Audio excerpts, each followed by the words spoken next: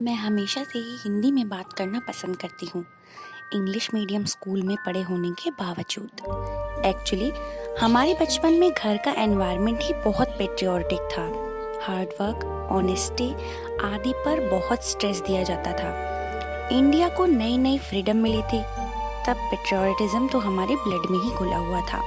High moral values के साथ ही हमारे पेरेंट्स इस बात के लिए भी बहुत पर्टिकुलर थे कि घर में अपनी नेशनल लैंग्वेज में ही बात की जाए। एंड यू नो, उस वक्त के पेरेंट्स कितने स्ट्रिक्ट हुआ करते थे। मेरे ग्रैंडफादर फेमस फ्रीडम फाइटर थे और फादर आर्मी ऑफिसर।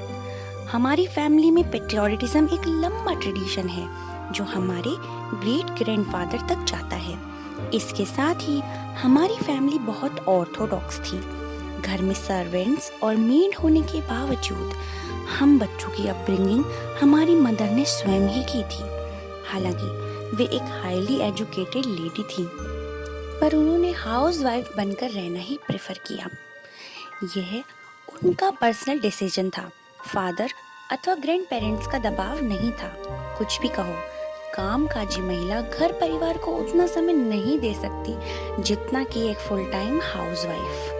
हाँ, मालूम है, अब उन्हें होम मेकर कहा जाता है। बात तो एक ही है। हमारी मदर ने अपनी पूरी लाइफ घर बच्चों को ही डिवोट कर दी। वे हम सबकी हेल्थ का भरपूर ख्याल रखती थी। घर में जंक फूड बिल्कुल अलाउड नहीं था। सिर्फ और सिर्फ हेल्दी फूड ही खाया जाता था। ब्रेकफास्ट में हम डेली एग, मिल्क और पूरीज में से ही कुछ खाते थे। लंच में ट्वाइस अ वीक तो हम नॉनवेज खाते, यानी कि मीट, चिकन, फिश, कुछ भी। हाँ, डिनर हम लाइट ही करते। स्नैक्स में फ्राइड की जगह हम फ्रेश फ्रूट्स ही लेते।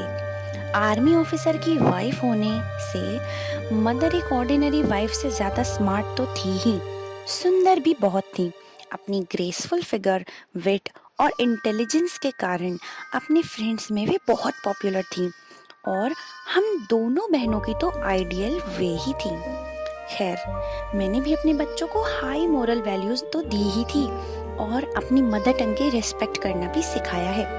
अलग अलग फील्ड में प्रोफेशनली क्वालिफाइड होने के बाद भी अपने घर में वो लोग मदर टंग में ही बात करते हैं, वरना आजकल तो अंग्रेजी में बात करना एक स्टेटस सिंबल बन गया है।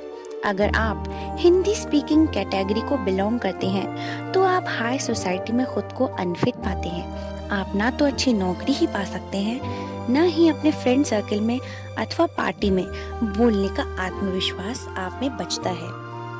पिछले साल मैं अपनी बेटी का एडमिशन कराने विश्वविद्यालय गई। वहाँ का एनवायरनमेंट देखकर तो मैं बहुत चक्की रह गई। सब लड़कियों ने जीन्स और टॉप ही पहन रखा था। हेयर सबके शॉर्ट। लड़की और लड़कों में भेद करना हमारे लिए डिफिकल्ट हो गया। वहाँ सब यूं फराटेदार इंग्लिश बोल रहे थे। एक बार तो मुझे लगा कि मैं यूरोप के किसी देश में पहुँच गई हूँ। टाइम कितना चेंज हो गया है ना। जब हम छोटे थे तो सलवार सूट और दुपट्टा ओढ़ा जाता था, वह भी प्रॉपरली, ना कि एक शोल्डर पर रखा हुआ। आजकल तो ऐसी लड़कियों पर टॉन्ट करते हुए उन्हें बहनजी टाइप कहा जाता है। जिस तरह इंग्लिश स्पीकिंग कोर्स चलते हैं, इंग्लिश स्पीकिंग जैसी पुस्तकें धड़ाधड़ बिकती हैं, वक्त आ गया है कि उस लाइन पर हमें हिंदी स्पीकिंग कोर्स भी स्टार्ट करनी चाहिए। देखा जाए तो हिंदी बोलना और सीखना उतना मुश्किल भी नहीं। अंग्रेजी के मुकाबले में तो बहुत इजी है। ग्रामर के फिक्स नियम हैं, कोई भी साइलेंट लेटर नहीं, उच्चारण एकदम सहज, स्पीकिंग एंड राइटिंग एकदम सेम। जैसा बोलते हो ज्यों का तो लिख डालो। शॉर्ट में तो यह है कि अगर आप करेक्ट वे में बोलते हैं तो करेक्ट ही लिखना भी सीखेंगे। So simple. हमें चाहिए कि हम हिंदी को ज्यादा से ज्यादा प्रमोट करें। अगर हम हिंदी में बोलेंगे तो सामने वाला हिंदी में जवाब देने के लिए ओबलाइज्ड भी रहेगा और इससे हम हिंदी की लोकप्रियता को बढ़ा सकते हैं। मैंने देश विदेश में बहुत ट्रैवल किया। दुनिया भर के लोगों को अपनी राष्ट्रभाषा में ही बोलते पाया, चाहे वो जर्मनी, जापान हो या फ्रांस, रशिया या ईरान। वहाँ के प्रोफेशनल कॉलेजेस में भी अपनी भाषा में ही पढ़ाई कराई जाती है। बीजिंग ओलंपिक का उद्घाटन समारोह ही चीनी भाषा में कंडक्ट किया गया था। हमारा देश होता तो हिंदी का एक वर्ड भी सुनने को नहीं मिलता।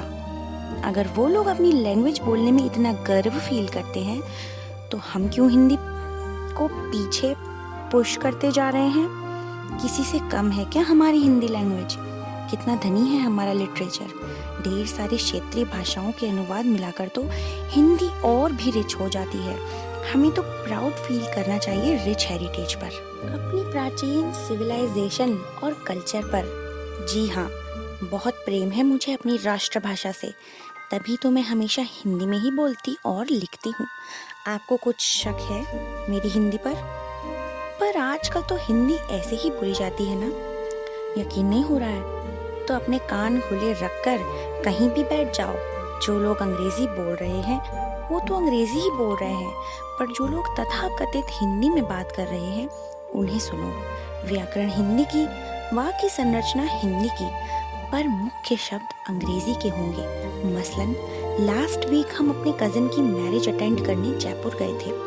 मित्र मंडली में, ब्याह शादी में, पार्टी में यही भाषा चलती है। जो व्यक्ति जितना पढ़ा लिखा होगा उसकी बोलचाल की भाषा में अंग्रेजी के शब्दों का योगदान भी उतना अधिक होगा। निपट गवार ही होगा जो शुद्ध हिंदी में बात करेगा। टाइम क्या है की जगह पूछेगा समय क्या हुआ है। मेरे विचार से यह भाषा का निरादर है। क्या वो ये कहना चाहते हैं कि हम इन शब्दों का हिंदी रूपांतर है ही नहीं, अथवा वे कर्ण मधुर नहीं? शायद उन्हें लगता है कि अंग्रेजी शब्दों का प्रयोग नहीं करेंगे तो लोग हमें अनपढ़ समझेंगे। तकनीकी अथवा प्रौद्योगिकी शब्दों के लिए कभी अंग्रेजी शब्दों का सहारा लेना भी पड़ सकता है। दरअसल हर जीवंत भाषा अपने में दूसरी भाषाओं के शब्द समेटती चलती है, पर हिंदी में उपलब्ध शब्दों के बदले अंग्रेजी शब्दों का प्रयोग हास्यास्पद ही लगता है। आप किसी के घर पर भोजन पर आमंत्रित हैं और गृहिणी आपसे मनुहार कर रही है। राइस तो आपने लिए ही नहीं, कर्ड भी लीजिए ना। भाई पुलाव और दही कहने में क्यों शर्म आती है? पर नहीं साहब, आपको पता कैसे चलेगा कि उन्हें अंग्रेजी भाषा का भी ज्ञान है। आधुनिकता के नाम पर अंग्रेजी शब्दों का प्रयोग पढ़ा लिखा होने का प्रमाण पत्र ही बन गया है। यदि हम कभी हिंदी में स्वयं को व्यक्त नहीं कर पाते तो दोष भाषा का नहीं, हमारे सीमित ज्ञान का है। हमारी एक परिचिता हिंदी की अध्यापिका हैं, उच्च कक्षाओं में हिंदी पढ़ाती हैं, पर आपकी हर बात का उत्तर वे अंग्रेजी में ही देने का प्रयत्न करेंगी, चाहे टांग टूटे अंग्रेजी बोले, क्योंकि कहीं आप ये ना समझ लें कि वे अंग्रेजी बोलना नहीं जानती। किसी कविता की उक्ति याद आ रही है, कितने शहरी हो गए हैं लोगों के जज्बात, हिंदी भी करने लगी अंग्रेजी में बात।